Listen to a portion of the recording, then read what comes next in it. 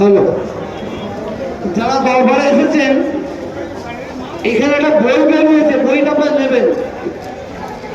জাগো বাংলার মুসলমান, জাগো বাংলার মুসলমান। এই বইটা আপনারা অন্য কোনো জায়গায় পাবেন না।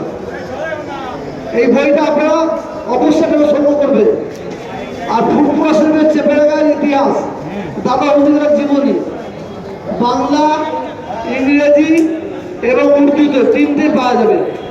দরবারের পাশে আছে, এটা অন্য কোনো জায়গায় পাবেন না আপনাদের।